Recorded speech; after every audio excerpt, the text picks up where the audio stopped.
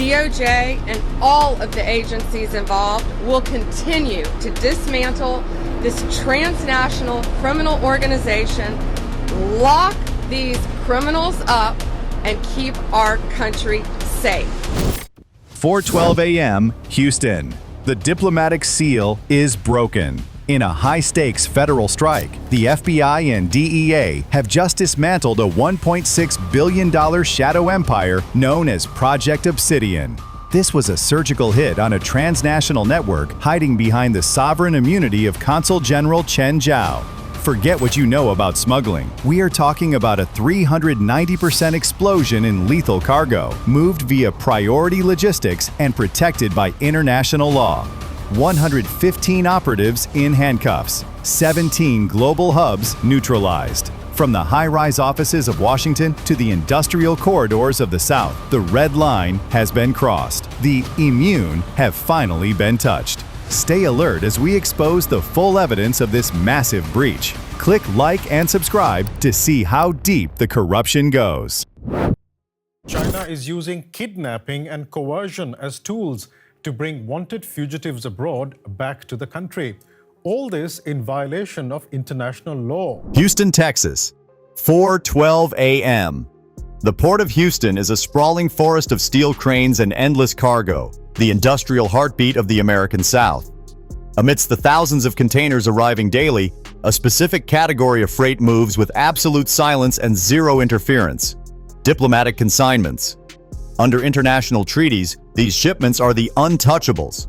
Shielded by the sovereign seal, they are legally barred from search or seizure by local customs.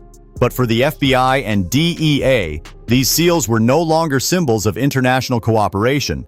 They had become the tactical armor for a $1.6 billion shadow pipeline. The investigation, codenamed Project Obsidian, began when federal analysts flagged a statistical anomaly that defied every logistical standard. In just 18 months, shipments marked as consular supplies destined for the administrative offices of Consul General Chen Zhao had surged by a staggering 390%. This wasn't just office equipment or furniture, this was a logistical flood. Intelligence units across the southern corridor gave this flow a specific designation: the Silver Anchor. The breakthrough didn't come from a paper trail, but from a high-tech perimeter sweep. Under the cover of darkness, DEA technical teams deployed long-range molecular mass spectrometers near the offloading zones at Terminal 4. The sensors didn't detect ink or toner. They screamed with the chemical signature of high-purity precursors, the raw, lethal building blocks of synthetic fentanyl. "We have a confirmed breach of the sovereign seal," reported a field supervisor to the Houston Federal Command Center. The targets were 19 front companies registered across the Sun Belt, stretching from the industrial parks of Texas to the high deserts of Arizona. On the surface, these entities handled industrial solvents and heavy machinery parts. In reality, they functioned as buffer zones for Chen Zhao's operation. These firms received the priority logistics shipments, stripped away the diplomatic labels, and funneled the raw chemicals into clandestine production hubs scattered across the southern interior. As federal agents tracked the movement, the scale of the betrayal became chillingly clear. This wasn't a cartel trying to sneak past the border. This was a foreign power utilizing the U.S. diplomatic system to shield criminal infrastructure. The Silver Anchor wasn't just a nickname, it was a structural weight designed to pull American security under. The command was given to move. At 4:37 a.m., 4 simultaneous raids across Houston's industrial districts targeted the primary intake warehouses.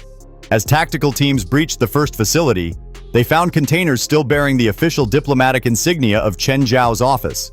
Inside, hidden behind crates of humanitarian electronics, were metric tons of vacuum-sealed chemical compounds. The immunity was over. The architect, Consul Chen Zhao, was no longer sitting behind a protected desk. He was now the primary target of the most aggressive counterintelligence operation in modern U.S. history. 10:19 a.m. Northern Virginia. Just miles from the heart of Washington, D.C., the investigation into the Houston cargo anomaly shifted from a narcotics bust to a high-stakes counterintelligence strike. The target? A sleek, glass-fronted Global Trade Coordination Office nestled in a quiet corporate park. On paper, It was a secondary administrative hub for international commerce. In reality, FBI hostage rescue team, HRT operators, and cyber division specialists knew it was the brain, the command node for Project Obsidian.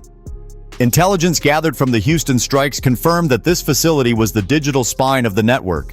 It wasn't just a warehouse, it was a high-frequency communications center handling encrypted routing, financial laundering, and logistics for the entire southern corridor. The directive for the mission, codenamed Operation Iron Veil, was simple: total data preservation. No leaks, no deletions. Breach in 10 seconds. Go silent on all open channels, the tactical commander signaled. The strike was clinical. At 10:19 a.m., a series of synchronized flashbangs detonated at the rear service entrances, sending shockwaves through the facility's pressurized hallways. FBI HRT operators flooded the building with disciplined speed, moving through the clean room environments with weapons locked and shields raised. Inside the main server room, the air was thick with the hum of cooling fans and the smell of ozone.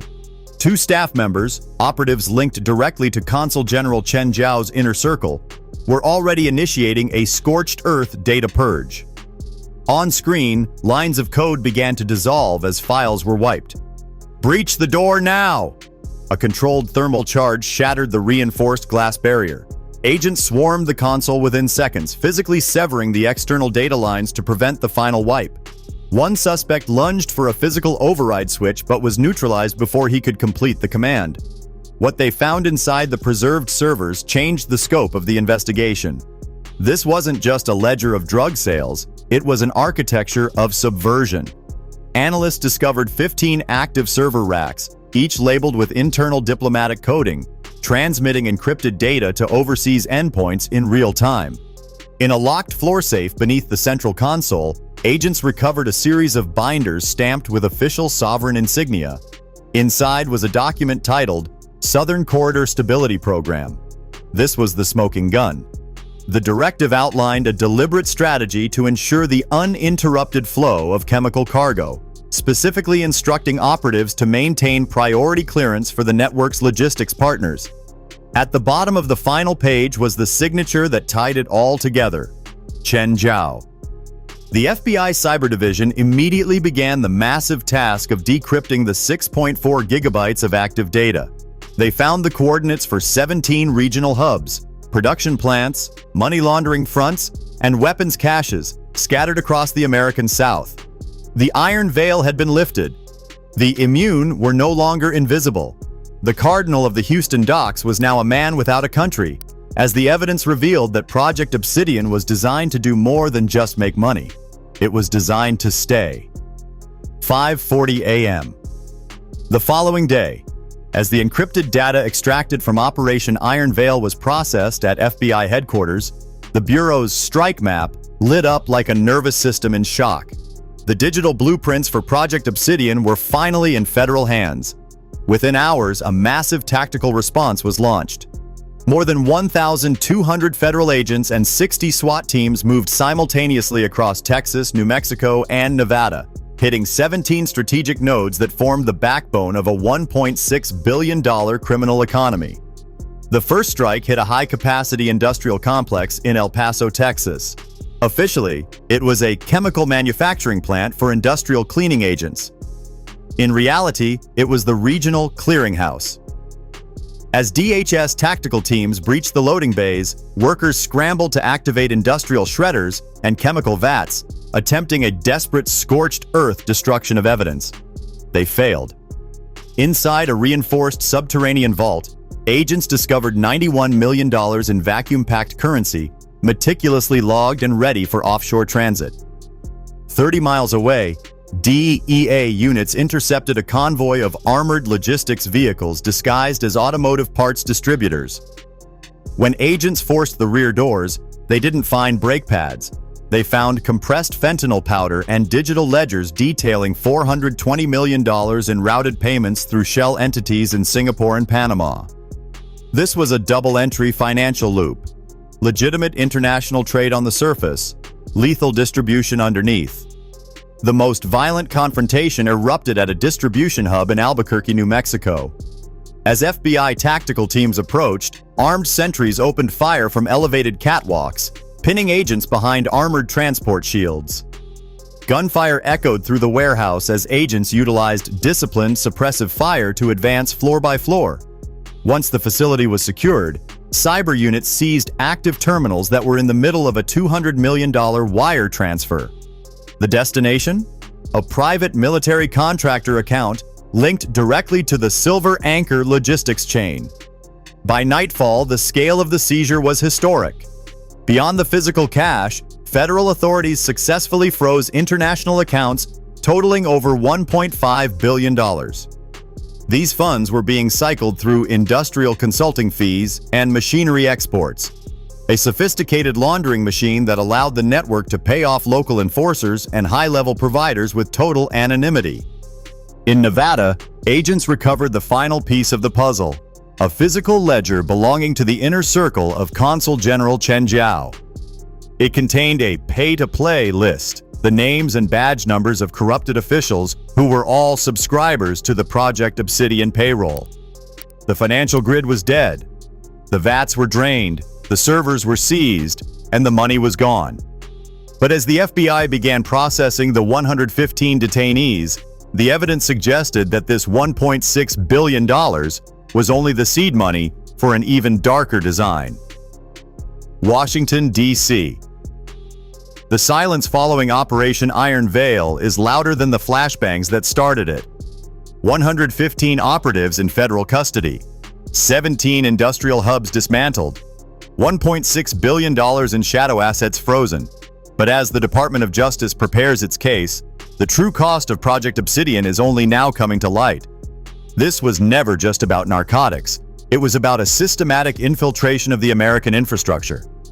Consul General Chen Jiao and his inner circle didn't just break the law, they weaponized the very treaties designed to keep the world at peace. By turning diplomatic pouches into high-speed lanes for lethal cargo, they proved that the greatest threat to national security isn't always an invading army. Sometimes it's a signature on a shipping manifest. While Chen Jiao remains shielded by his government, his Silver Anchor network has been cut. The 23 police officers and 11 legislators found on his secret payroll now face a combined total of over 800 years in federal prison. Their betrayal of the public trust is the final bitter chapter of this investigation. The FBI warns that while this specific grid is dead, the blueprint remains. If a $1.6 billion empire could operate inside the busiest trade gateways of the United States for years, the question is no longer if there are others, but where. The immunity has been stripped. The evidence is sealed. But for the families destroyed by the Obsidian pipeline, the reckoning is only just beginning. The red line was crossed. And this time, the world was watching.